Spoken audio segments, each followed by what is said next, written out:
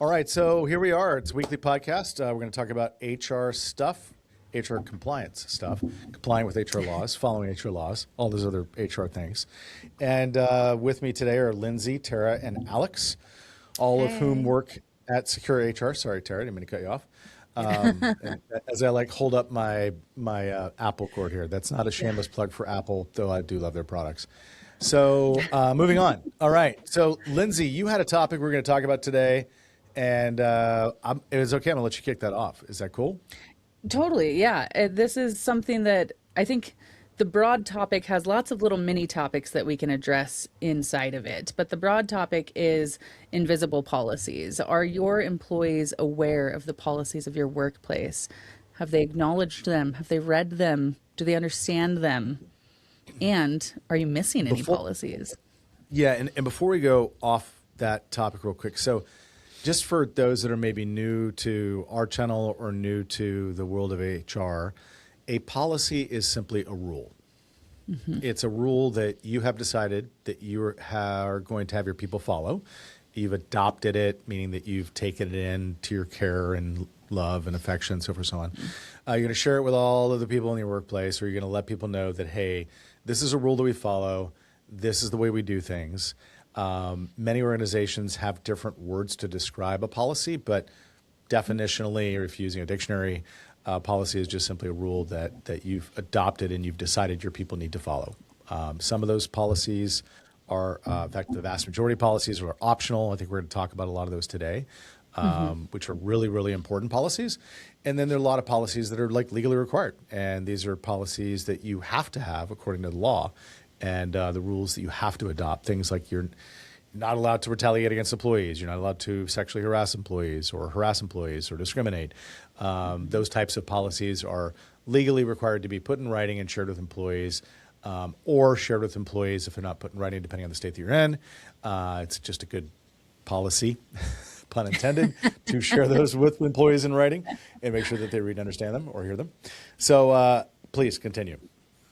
Yeah, I think you hit a hot topic there. There's a lot that people have heard of, like a paid time off policy, right? Or paid leave policy. That's a great example of one that most workplaces probably have somewhere. A lot of people include policies in their handbooks, in their employee handbooks. Those employee handbooks, as we've talked about before, sometimes don't get thoroughly read.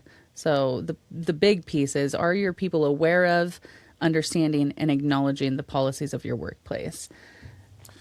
We have I a like to say, company. oh, Oh, sorry. that's okay. We have a company that actually would sit down with all of their staff before they started working with Secure HR. They would physically sit down with their entire team and they would read their handbook out loud because it was the only way they could be sure that their employees understood what was written there. Yeah, that's one way to do it. Yeah. And so all I was going to say is the handbook for me is it's the rules of the game. It's like if you're going to sit down and play a game with someone, you got those rules there that everybody knows how to play. Because where you end up with people getting upset and arguments and things like that is when, we're not playing the rules of Monopoly the way that you know how to play the rules of Monopoly. We're playing them in some other way or whatever. Yeah. Monopoly being an example that I think has a lot of house rules that people It play. Which are can, not the actual definitely. rules. Right. I like Right. that But explanation. those actual rules of monopoly do not change, right? This is the difference with your employee handbook. The rules that you have to comply with as an employer change a lot, a lot. Well, and that's the thing, right? If you don't have this rule book, then all you have are house rules. This is how we did it at this other place. This is how I felt it made sense at the time. I mean, like, it's just people are going to follow rules. It's just, are you going to be the one helping to guide what those rules are and for all of the reasons that you see from up above, or is it just going to be on the fly? Yeah. Judgment. Yeah. Well, I mean, yeah, and let's talk about today's environment. So, back when I was in law school years ago, when there were like horses and carriages, and people wrote on parchment, and there was like scrolls. There were some wizards floating around from time to time, swords, knights of the round table, that kind of thing. Back then, olden times, it was very common for things to go about its normal routine, whatever the normal routine was, in its normal amount of time. And sort of as we look at different parts of organizations and we look at the things that are things that are happening today, for example, 3 months ago, you couldn't generate an AI video that, in my opinion, looked realistic or as realistic as I would have probably preferred if you're going to generate an AI video where somebody's talking a script. You fast forward 3 months and those videos look stupid good. Like it's beyond like, wow, jaw dropping. That looks like a real person. That's 3 months, right? So back in olden times, it was normal to do a handbook every year or every 2 years. And that was plenty of time to let pass because things just didn't change that much. There have been over 5,000 legal updates in the past 6 months. 5,000 U.S. Wild. HR law updates in the past 6 months. We know because we track them, right? Yeah. And when you look at today's environment of and it's not to get too fancy, and it's not to like draw people into, I don't know, MBA programs, Master of Business, anyway, your master's in business. It's not to draw people into those types of like educational programs, but when you look at these programs and you listen to the professors and the people who are really studying this stuff in real time, you read the books that are talking about strategy and innovation and the environment and the competitive environment and your competitors, so on. It's pretty obvious to most people that are at least looking around today that what used to be okay in terms of speed, staying on top of things, is now not really okay. Meaning that, back when Sean was in law school and people carrying swords to school, it was okay that you did your handbook every 2 years, right? And if you had any battles, you would just battle it out with swords or, axes and stuff. Is joking. But today, you've got to have a solution that is more automated, more automatic, and that's staying up to date with the real changes that are happening day to day. Otherwise, your organization is at risk real time. It's no longer an option to just put this off or call a lawyer who's going to, dust off some books and update a dusty handbook that nobody reads. You really need this automated. And when I say automated, you've got to have a solution that actually brings in policies, make sure that they're current, make sure that they're up to date when the laws change, and also gives you the flexibility to add in those things that I think, Lindsay, you and Alex and Tara were going to talk about, which are not necessarily required, but in today's workplace, in today's environment, remote employees, AI, social media, wellness, mental health, all of these topics, these issues, and more, I think y'all are going to talk a little bit about these things. We're all going to talk about these things today, which are really hot topics and things that, I'll tell you, traditional handbooks didn't cover. And they don't if you're just doing the core basic required. Right. Right. And we established that those requirements change over time. But like you said, the landscape has changed. I mean, 6 years ago, I think almost to the day, a large world event happened that greatly changed the working landscape and sent a lot of people into remote or hybrid workplaces. So the days of everybody being under one roof and you having that really great oversight to your team in the days or the day-to-day functions of everything have gone away. For people that have states or multiple employees in multiple states, compliance is even more difficult because you're having to track not just your federal stuff, not just the state where your home base is, but where all of your employees are working. And the rules where they live are the rules that apply to them. Correct. Yeah. Yeah. I've heard of a lot of people sort of making the mistake of, I'm just going to use my state's laws because I think they're the strictest, and that's a bad idea. It is a bad idea. There can be very, very different laws. Just because it's the strictest state or what you perceive as the strictest state doesn't mean a different state has a different take on paid time off or on maternity leave or something like that. So very important to pay attention to all the locations that you have employees working from. Quick question I have on that. Just so we have our legally required policies. Are we going to talk about is AI and remote work, all these new topics we're going to bring out, are those essentially required as well, or just what companies should really think with and have in place on their own, added rules to ensure they're covered? Super great question. I think it's really, really important to acknowledge that times are changing and they're changing quickly. Like Sean said, the difference in an AI video from 3 months ago to now is exponential.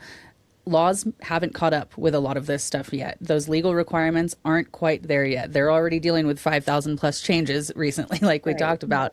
So it's on you as an employer to get ahead of that when it comes to these hot topics like AI, social media use, general conduct outside of work, and how that can reflect on the person's workplace, and have your policies in place that are considered optional. In my opinion, it's pretty pivotal that you have something in place for those. Right. Give your employees some guidance.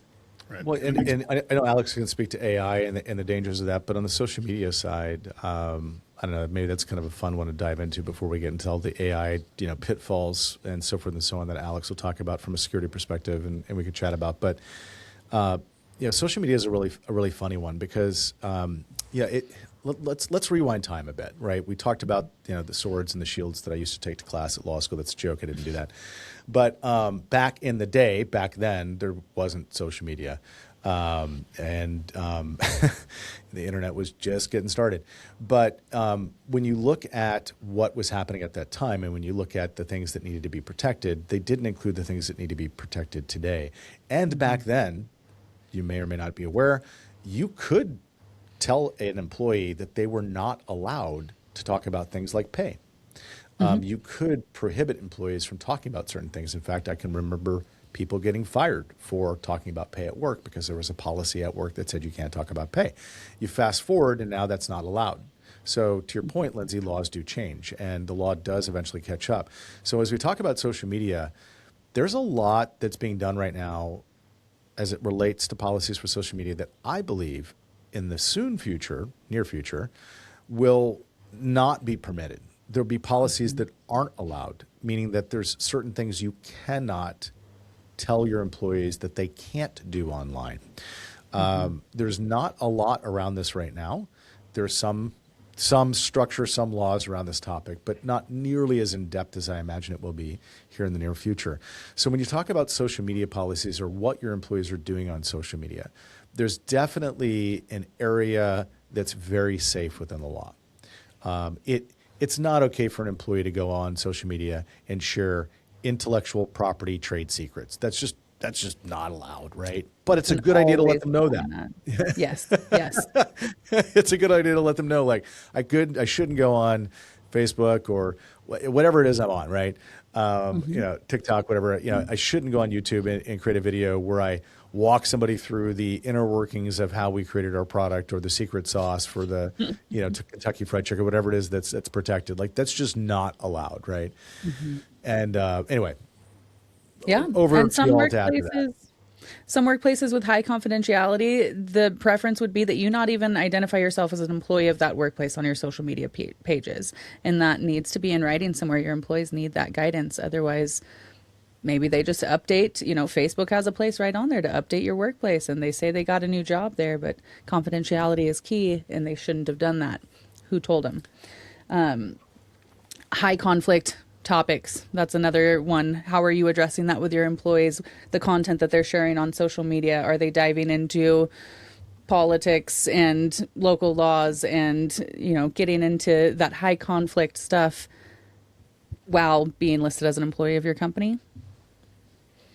This is a wild one to me. Not just that specifically. I just think of where we've come in terms of like social media and all these people who seem like they're wanting to always post to get famous because, you make money, you do all the things, right? And they're not thinking about what they're posting or going viral for, not to mention the way that people are able to literally, which I have seen, take that person and find out all the details about them, where they work, where they live, everything. Like it's crazy what's online. And I don't have the best way. This is up to you guys, but like, definitely how are companies going to deal with not, allowing somebody to post, I guess, right, to be their own individual, but like, where do you draw the line so it doesn't negatively affect the business in the instance that something happens, even to the tune of so and so went to a restaurant, somebody was recording them and they said something wrong, and now it's blasted on social media with that person, and they tag it back to, we'll just say Amazing Workplace, where, we're all about people and companies. Like, holy cow, what now? Yeah, I think that there's two sides of this: your social media policy that you create, and then some guidance, right? Some guidance that you can provide to your people. That's not necessarily the hard and fast policy, but the guidance of, hey, just think before you post. And that is the simplest way to put it. Think before you post. Think through the effects of this, how it'll reflect on you, potentially your workplace, your family, your friends, your colleagues, all of the above. The wrong thing to do is to assume that the person working for you was raised with the same points of view, values, culture. None of this is critical, but the wrong thing to do is to assume. The right thing to do is to have open dialogue about what the rules are so that your people, your employees, understand where they can and or cannot go, what they can or cannot say online, and there's no surprise. And what I hear more than anything else in working with companies that are approaching social media policies or approaching this topic, and it's a tough topic, what I hear more than anything else are stories of a person who went online and posted something, and the response from the company is, how could they not know that that was wrong? Well, here's the truth. Not everybody's raised the same. Not everybody's got the same background. Not everybody's got the same sense of humor. Not everybody likes the same movies. We don't wear the same clothes. We're all different people. So to assume that, quote unquote, everyone knows or everyone should know is the wrong thing to do. Absolutely. The right thing to Great do is line. just, yeah, it's just to cover it. You know what I mean? Yeah. Yeah, it's interesting. Sorry, go ahead, Alex. I was just going to say, this is where I quote Randall Munroe, who does a comic strip called XKCD. He's got a really good webcomic that covers the fact that, and obviously it's very rough math and whatever, but he covers that 10,000 times a day, someone learns something that everybody knows. This goes to sort of even beyond just Sean pointing out everybody's got sort of different viewpoints and different things, but like that thing that quote unquote everybody knows, 10,000 times a day, someone is learning that. So it's, yes, as Sean says, just sort of saying again, don't assume that people know stuff. Yeah. Yeah.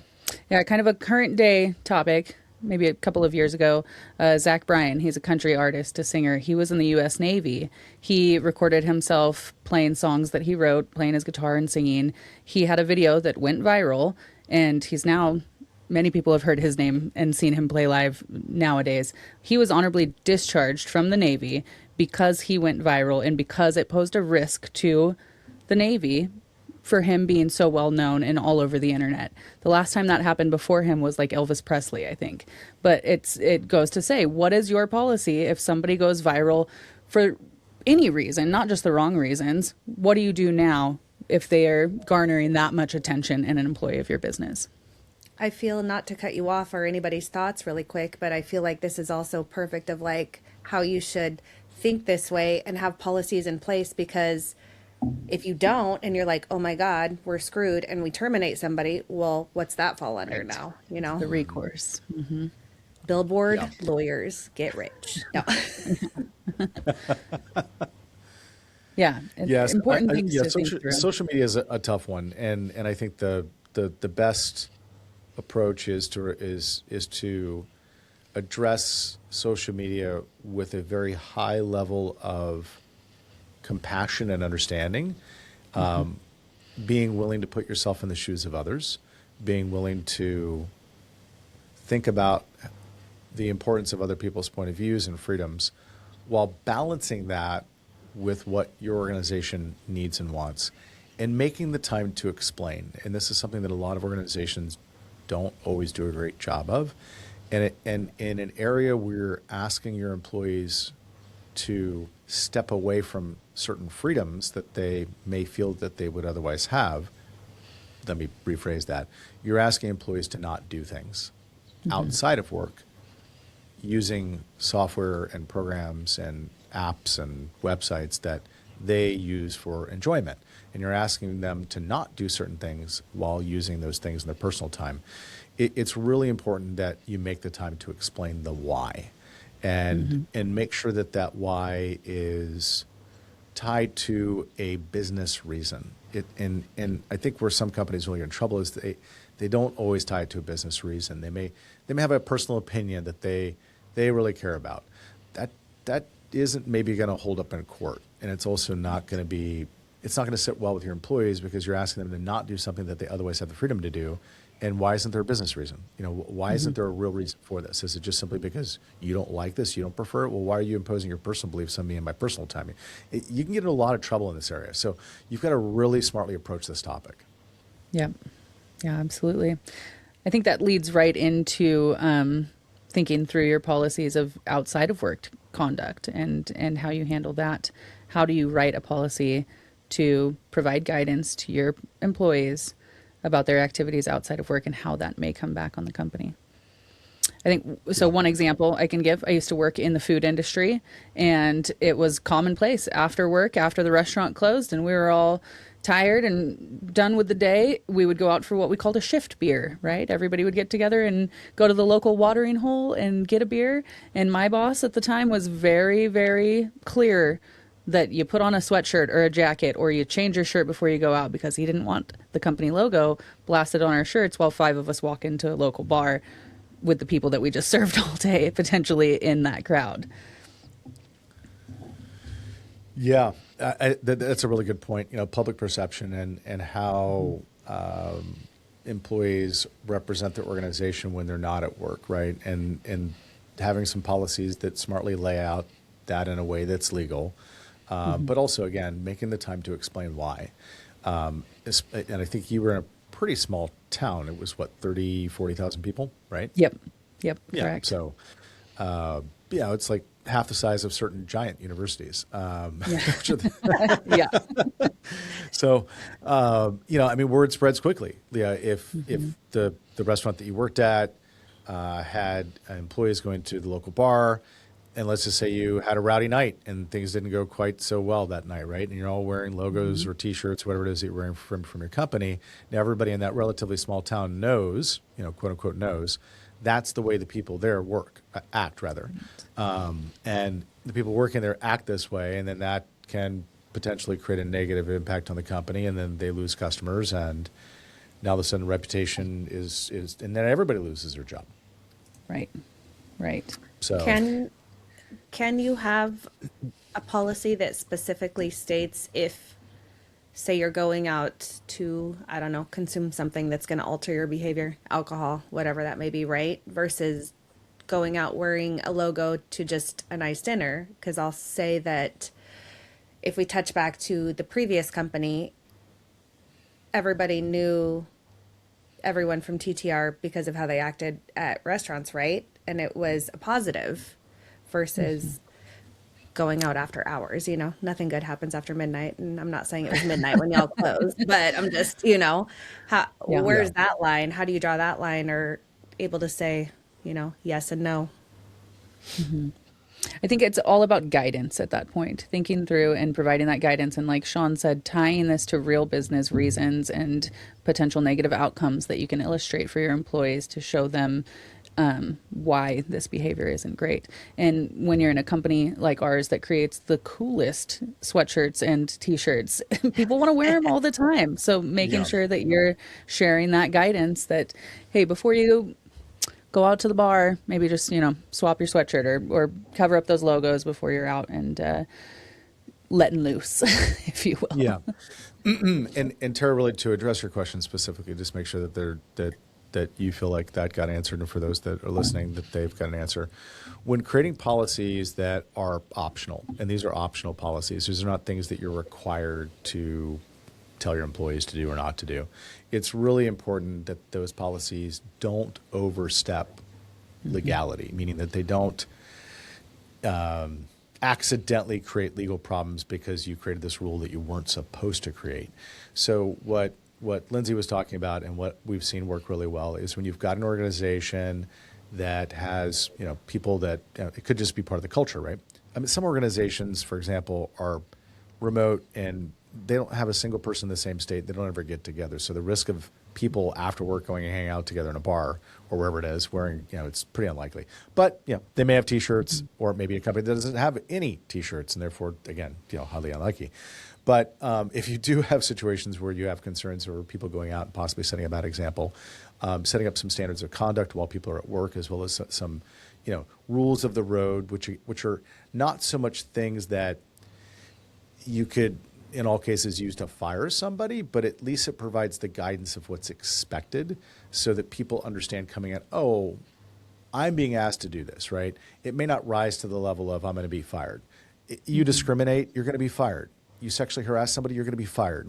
There's many things that are going to get you fired in terms of policies, procedures, and rules, and these things get shared with employees. But some of these policies are rules that you may or may not actually fire somebody based on these things, but it is a guide, and it's communicated in a way where it's behavior that's encouraged, right? You're not saying you absolutely can't, but we're really asking you to responsibly take a look at the impact it could have on the organization and the people around you if you do. And I want to tie both of these things together in that great example.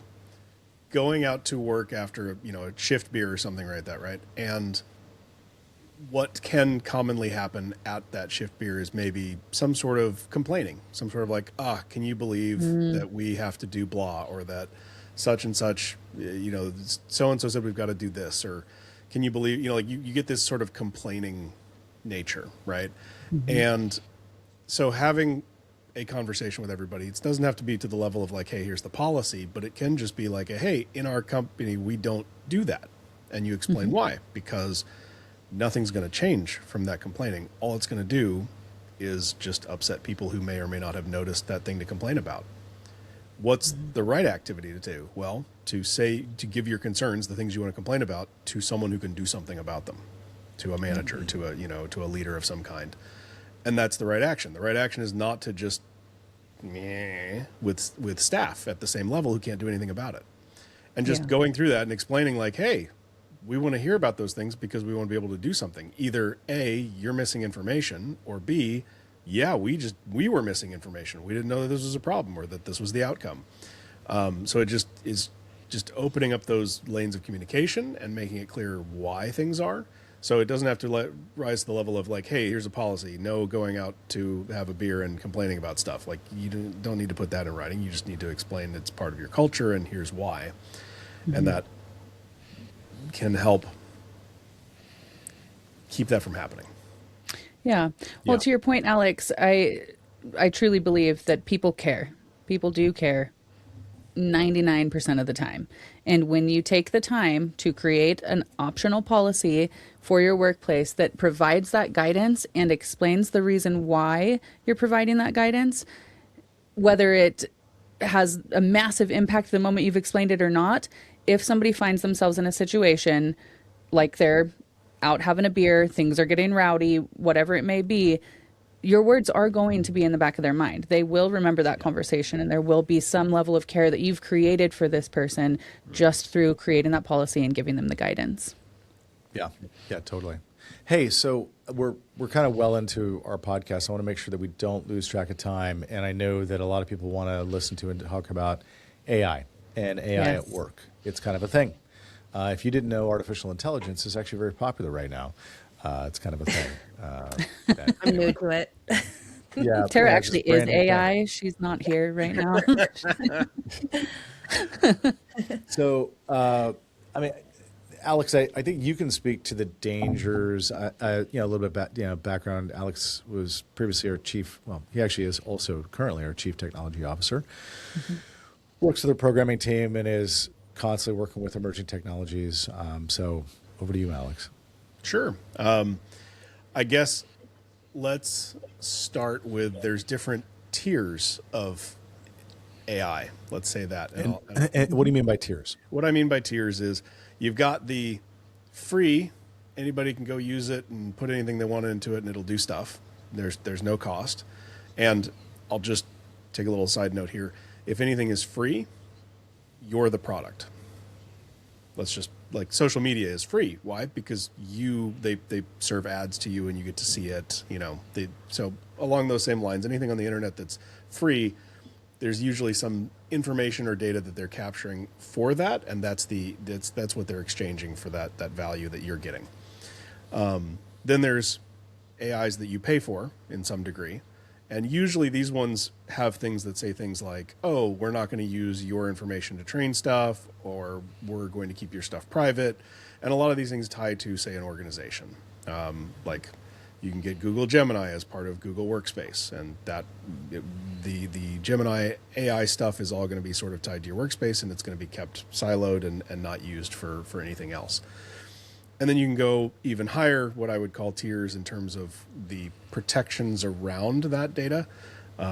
You go to like an Azure or an Amazon, a Microsoft Azure or an Amazon AWS. They have a product called Bedrock. And these services offer sort of these very protected storage where you're working with an AI inside of this protected bubble that is certified as being completely private. None of that data is going anywhere, and you can trust. And for each of these, it really does come down to your level of trust for that company that you're working with and the things that they've told you they're going to do. And I'm not going to get into necessarily my own personal beliefs on the various trusts of the different organizations, but you can go looking at the internet and see, like, oh, which companies have said, yeah, we were monitoring their activity and we shut these people down, or oops, we accidentally had a data breach and this information was going the wrong place. Like you can see these sort of things out on if you do your research on these AI tools. Alex, real quick, just to make sure that I simplify for myself. Sure. There's 3 tiers. There's the free, which means that the person that's using it is the product, as you said, and then at the top end, like tier 3, I guess, is you pay a lot and it's like really, really locked down and protected. So let's take the free version. So in the free version, any of the, not to pick any particular, but ChatGPT or Claude or whatever it is, the free version, is it correct to say that there is a real risk that whatever you're saying, whether you're at home, whether you're at work, whether you're with a friend, whether you're joking, whether you're drunk and you're making fun of the AI, that any of the words you're saying can possibly or could possibly get out into and be viewed by others?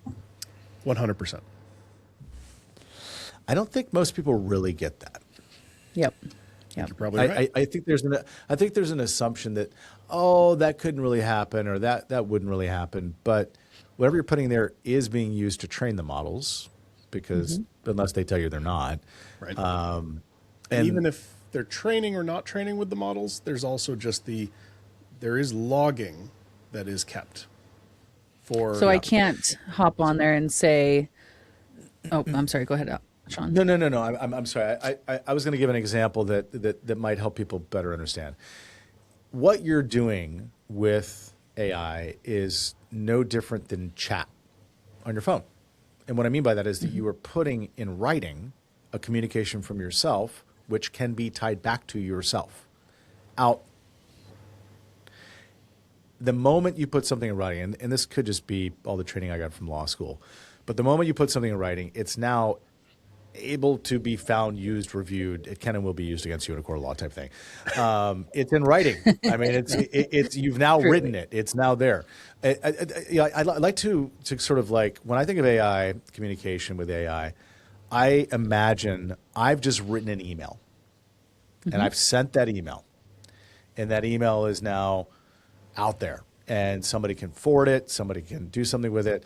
And it's not that I'm nervous about using AI. I'm just really smart about what I put in AI. Like, I'm not going to do things. I'm not going to. What I'm writing there, I had better be willing to have on the front page of Google, because it absolutely could be.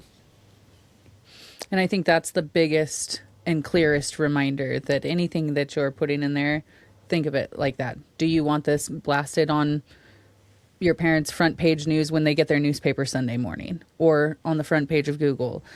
If I hopped into ChatGPT as an example and said, my name is Lindsay, I work at Amazing Workplace, Tara told me my shirt was ugly today, so I want to fire her, help me come up with a reason to fire her. And then this could come back on me and negatively impact me, the company. This could create a huge lawsuit because somewhere somebody found that my real reason for being mad and firing Tara was that she called my shirt ugly, not that there was Yeah, any yeah, yeah. actual misconduct. Or discrimination. I mean, let's use a real example. So let's say somebody goes on AI and they're being let's give an example of a situation that has actually occurred. Right, I'm not going to name names, whatever. But you have a company and they have an employee that's not performing well, and they've gone through all the right steps. Right, they've documented it. They've done this. They've done that, and the person needs to go. They're a poor performer. They're not showing up on time. They're screwing up things. Like any person, any judge, any court of law would say that employee needs to go. They're right. Now let's pretend that the person, having done all the things they did, performance improvement plans, they're at home, they're having a glass of wine, they're sitting there with their AI, and they decide to type into the AI, I really can't stand this person I work with. They're a stupid fill in the blank. They're lazy and old, and the person happens to be over 40 years old, which is a protected class. And they just put that in AI to have a dialogue with their AI about it. If that information were to get to a court, that would be used as evidence of age discrimination. Yep. Wow. I say wow because all too often, I don't really know how to use AI yet, but all too often I have watched reels or stories or heard of people who are using the chat GPTs as therapists or whatever, It's very It is real. not confidential. Yeah. It's not confidential. It's not confidential. And then on top of that, it's also, I mean, there's not a single person who is in that field or the field of AI who says that's a good idea. All of them say that's a bad idea. Don't do that. It's not a person you're talking to. There is Right. no person on the other side.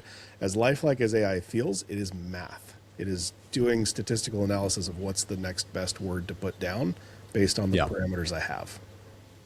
Wicked.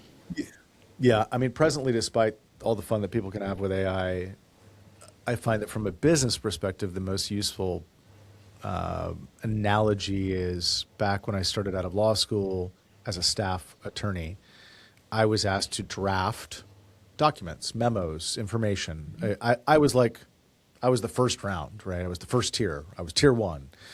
And that document would then go up the ladder. It would go from myself to the person that I reported to, from them to a manager, from them to a manager. And there'd be all these edits and reviews, and then it get handed back down to me, and I would re-review it. So I was kind of that first draft. And I think for business purposes, AI is great for first drafts. I think it's really good for a lot of first draft documents. It could be something you want to explain, give it enough information. Again, being smart about what you put in it. And you're creating drafts, whether it's speeches, what have you. But it's got to be reviewed because it does hallucinate. It does make stuff up. It messes things up. I think the best thing to think of it as is a very fancy autocomplete. Yeah. You Good start call. typing something and then it's like, oh, I think you want to say this word next, or you're probably finishing this phrase. Like when you're in an email and you're typing and it sort of autocompletes, or you're typing up in Google and it autocompletes. That is a good way to think of AI. It's very fancy autocomplete. You've typed something and it's like, hey, what would someone reply with based on all the training that I've done? Autocomplete. There we go. So we've talked about. Oh, go ahead. Sorry. I was just going to say, we've talked about like the really heavy side of it, of potential people finding what you've put into AI and using that against you in discrimination cases or otherwise. What about just general AI use in work? And what is your workplace's policy about that? For example, a marketing company, they've decided and committed to as a company that everything that they create for their clients is going to be not AI. They're not utilizing AI tools. How are you getting that policy communicated to your people when it comes to just flat out, no, you cannot use it, or to this degree you can use it, but everything is reviewed by human eyes before it's handed to a client. It's a different side. It's a little bit of a softer side, not the harassment charges and things. This is more of just how are we going to allow our people to utilize AI within our company. Yeah, and I think for the most part, Alex, I mean, AI is it's software. So Totally is, there are different types of software that your organization adopts, uses, is approved by IT, information technology, and if you're an organization that doesn't want to approve the use of AI and it's smartly put into a policy and communicated, and you've got buy-in and people understand kind of coming in, this is the way we roll. I mean, it's kind of like we work in the office versus we don't. You know, Right. there's at least at this point, there's nothing stopping you from making that choice. And I don't really have strong opinions one way or another. I could see that, you know, the pluses for AI. We happen to use AI in a very smart way, in a very siloed way. But simply saying that we use that top level protection that Alex was talking about, that tier 3, and we're also very smart about like what we use it for. So And communicating that to our people when it comes to yeah, using it. and communicating that to our people, because it isn't. I find it easy to spot things that just don't sound like a human, right? And it's often that there's just lots of extra words and sentences. It doesn't really have the voice of the author, and you can work with your AI and get better on that stuff. But anyway, so to your point, yes, you can put in protections and policies that prohibit the use of, at least at this point legally. Smart to be, communicate early and often, like why and the purpose for it. AI is going to very soon, and I say very soon, it's already doing some of this. It's just going to make automatic things that people don't want to have to do. And that example I gave before, where I was the staff person and I had to go read a bunch of laws and read a bunch of stuff and put together a memo, I enjoyed it because I was learning. But had I, at that time, had AI to take a first pass at it, so it was now my staff person, right? And then I could take that and edit it, I would have enjoyed it more. Yeah, I think it's important to talk about that context too, though, because there is using it as a first step sometimes isn't always the right way to go. I think it's important, especially in things like employee handbooks and policies and stuff, to make sure that you fully understand what has to be in your handbook if you're then taking it and dumping it into AI and saying, please simplify this or make it sound more gentle or understandable for my people. And then you read over it and you're like, oh, this is great. But you totally missed the fact that the PTO policy was left out. I keep using PTO policy because I feel like it's a familiar one for most people. But you see what I'm saying? So you have to have that full understanding before you go to the tool to simplify or shorten something. You need to make sure that you know what the content has to include. Yeah. And it's funny you say that. I spent about an hour and a half reading a court case. And I then took the court case, to your point. My starting point was I had the document. I then uploaded it to a secure AI and asked it to summarize the case. And it did a pretty good job summarizing the case. I mean, it was accurate in its summary, very complicated. It was just copy pasting using the words. But then I asked it, explain this to me like I was 12 years old. And it did a fabulous job of simplifying the case down to like a 12-year-old level, missing a few details that were needed. But to your point, the very first step was for me to get the law. I had to read that law. I had to make sure I understood it and really knew what it said before I then put it into AI. And the reason that was so important is I needed to know that its simplified version of what I had read matched reality. Absolutely. Did it screw something up? Did it communicate something wrong? Did it not quite get some piece of this? It did a great job with this particular court case. But it is one of these things where, to your point, the very first step, like you said, is to know the thing, have the stuff, information. Then sure, you can use it to draft something. But if you don't start with good information going in, if you were to just go to AI and say, hey, write me a handbook. Yeah. Not a good idea. I haven't tried that yet. I think that would be a fun practice, though, just to see what it comes up with. We can do a screen share. We can do kind of a side-by-side, like, write me a compliant handbook and pick a state and see But we how many. know it doesn't know the laws. We have No, practiced that. it's probably going to scrape our website because I know we're putting all legally required, sometimes required and optional policies at a federal and state level, and I think we're even doing locals on there. Here as part of an update to our public-facing website, so it'll scrape websites like that and grab the names of the policies probably and do its best job to create what it thinks is the right language for each one. What's missing there is the sometimes required, because that's based on number of employees. It's based on a lot of other factors, industry, number of employees. Do you have an elevator in a physical location or not? For an elevator, normal elevator, do your employees drive? 16 years old, 18 years old. I mean, there's so many rules that are floating out there tied to policies and handbooks and required, not required. So it's probably not going to get the sometimes required ones at all, which are really important, because that's like half of the required stuff. Is like there's half that's required, there's half that's sometimes required, but that sometimes required half is in many situations all of it needs to be used. So it just depends on your company.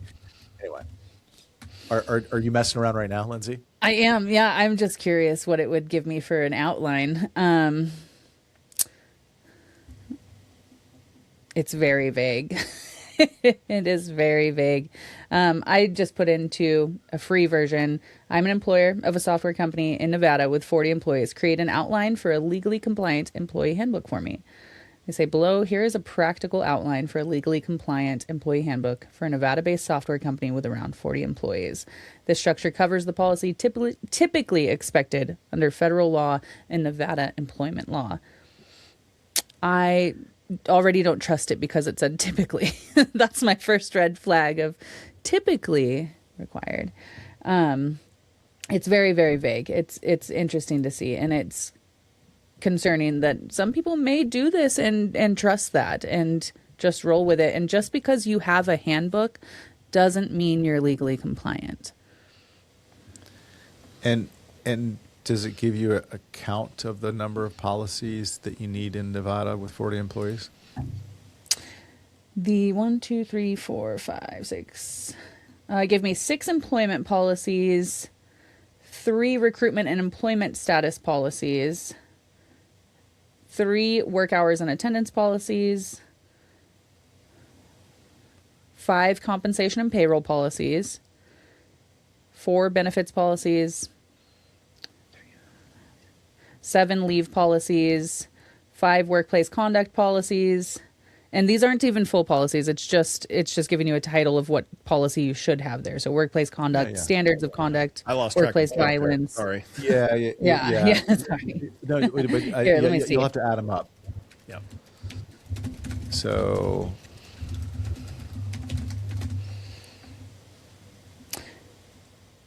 46 individual policies is the total here.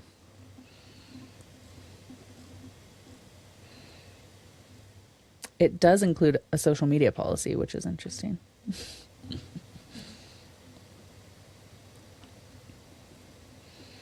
fascinating. We're gonna have to do some side-by-sides on these things that it's recommending. Oh, it does have a social media policy, you said? It does, yeah. But is it saying these are required? She asked It for doesn't legally say- it compliant. doesn't- That's all. Yeah. Yeah, it doesn't. It legally says that they're compliant. Got it, including, sorry, the actual verbiage there. Let me scroll back up. This is what's typically included in a legally compliant handbook. Yep. Got it. Structure Got it. covers policies typically expected under federal law and Nevada employment law. Yeah, I mean, we have 171 unique policies in Nevada.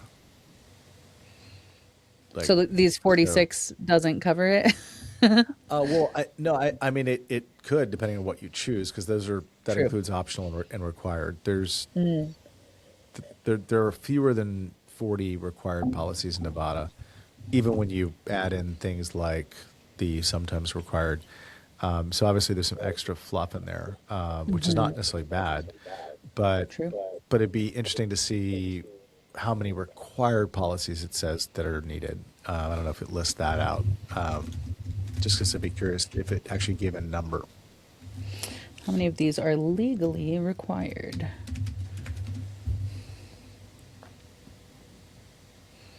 It's thinking.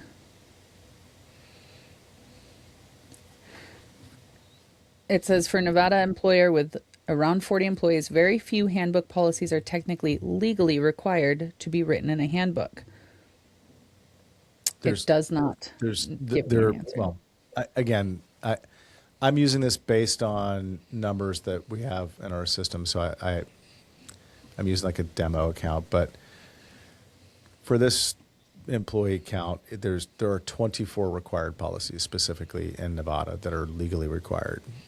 So I guess it's more than just a few. And these are just like the core, like it's the law. You've got to adopt these rules and use them in that state with that many employees. But yeah, it'll be fun to do some comparisons and kind of go through that for sure. So we've talked about AI, we've talked about social media. I know we're kind of getting towards the top of the hour, and we may need to extend this to another, because a lot of topics we didn't talk about. A lot of Yes. hot topics, like what happens if somebody comes in and they are experiencing personal challenges and want to take leave, and like it doesn't maybe neatly fit within some of the existing leave categories. Like, what's the best advice you give to a company? How do you tackle that? How do you handle that? How do you make sure you don't get into a situation where you now have doctors and lawyers, and because a person's not feeling well emotionally, or has whatever the situation is they've got personally, because it doesn't neatly fit in leave, like how do you approach these things smartly in a way that doesn't get you in trouble? Like, what policies can you put in place to protect yourself? What policies are you not allowed to put in place that'll get you in trouble? So there's a lot more to talk about on this topic, and we should do some of the AI versus, if you will. None of this is meant to knock AI. Like AI, there's so many good things about AI, at least from my perspective. There's also challenges with AI from my perspective, from my opinion. But over to you to decide whether you think it's a good thing or a bad thing. But I could see the benefits in it, and we definitely see some of those benefits and some things. But as it ties into getting HR compliance correct, meaning that you're following the law, it doesn't have all the laws. Just ask it. Doesn't know. It doesn't have all the policies written, and it certainly doesn't have the judgment to share some of the things that we've just talked about. Right. In terms of like, And- well, how do go ahead. I was just going to say the important piece here is deciding how your company is going to allow or not allow the use of AI, and then providing your employees with that policy and guidance in a place where they get to see it, understand it, and acknowledge that policy. Yeah, totally. Okay. As we said at the beginning, having a handbook is not the same as being compliant. The world is changing. The landscape is changing for employees everywhere. And Secure HR can really help you not only be legally compliant in this moment and stay compliant through our automatic updates and pushing through those new policies as they become legally required for your company in a way that we document. Your employees have seen these, read them, heard them through our presentations, and acknowledge them. We can help you also get ahead of those optional or currently optional policies before they even become legally required. Things like social media, AI use, conduct outside of work. I think that's the biggest piece there, is getting ahead of that, because it is coming, and it's coming fast. Yeah. Couldn't be more right, 100%. Lindsay. 100%. So yeah, So what- tune in next week for more hot topics along those lines. Right? I mean, I think I Sean will. teased and it pretty think well. about, I Does want to your call this handbook- out. Go ahead. Sorry. I was just going to say, and think about, does your handbook as it sits right now reflect the landscape of your workplace today? Yeah. Next week I think this is very interesting and very good for everybody who tunes in, but like touching on mental health and remote work, which I think is a big deal. You talked about briefly in the beginning. And then, I think there was something that I saw about personal use of one's own computers and phones and how that relates to working and, Yeah. Yeah. all that jazz. Yeah. Yeah.